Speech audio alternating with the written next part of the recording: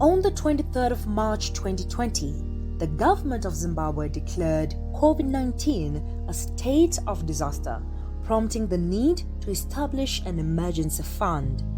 The Office of the Auditor General and the Parliament of Zimbabwe's Public Accounts Committee reported on several malpractices in the use of COVID-19 resources. Between the 19th of May and the 12th of December in 2020, government disbursed 89 million Zimbabwean dollars to people with disabilities, small and medium enterprises, child-headed families, and food-insecure households.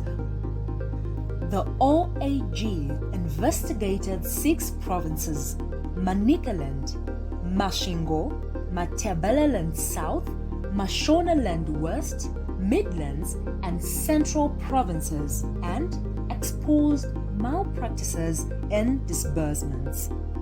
The identification and assessment of beneficiaries on COVID-19 relief allowances was poorly coordinated, characterized by several anomalies, including unreliable beneficiary databases, duplicate beneficiaries with similar identity numbers but different dates of birth and gender, incorrect addresses, and fictitious identity numbers, and the use of the same contact addresses.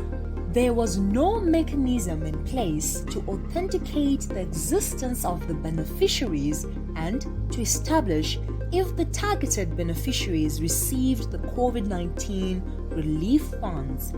No reconciliations were undertaken with the mobile network operator's disbursing system to confirm if payments reached the targeted beneficiaries. Anyone could actually register different mobile phone lines and have multiple disbursements allocated to the same individual. Disbursements for COVID-19 relief allowances for the youth, sportspersons, and artists were made to unconfirmed lists of beneficiaries, allowing non-existent organizations to receive the relief allowance. According to the OAG report, staff reporting for duty during lockdowns for 7 ministries, departments, and agencies in Mashonaland West, Manicaland, and Matabeleland South were paid 2,654,089 Zimbabwean dollars in COVID-19 relief funds and 22,165 Zimbabwean dollars in airtime.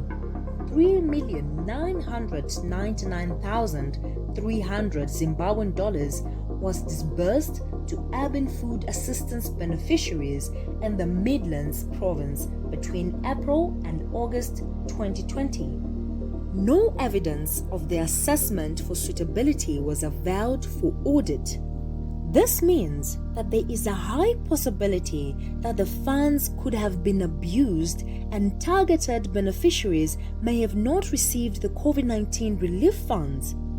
The Masvingo and Midlands provincial social welfare officers paid bus fares amounting to 597,460 Zimbabwean dollars and 604,760 Zimbabwean dollars to returnees discharged from quarantine centers, respectively. Payments were done with no documentation to determine the amount of bus fare to be given to discharged inmates. In 6 provinces under review, out of 48 boreholes which DDF had planned to drill, only 31 boreholes were drilled but were dysfunctional because water pumps had not been installed. 6 of the drilled boreholes were dry and only 3 boreholes had water pumps installed. Tenders worth 20,800,000 Zimbabwean dollars were awarded by Manicaland Provincial Works without following due process. Most ministries, departments, and agencies failed to provide justification for single sourcing, procured without evaluation committees, without the required 3 competitive courts. TIZ urges Parliament and the OAG's office to take all legal measures to ensure that the missing information is submitted during the auditing period. TIZ affirms the OAG and PAC's request for the Zimbabwe Republic Police and ZACC to undertake urgent investigations that will lead to the prosecution of the offenders. The Zimbabwean government should implement e-procurement as soon as possible in the procurement of public COVID-19 resources.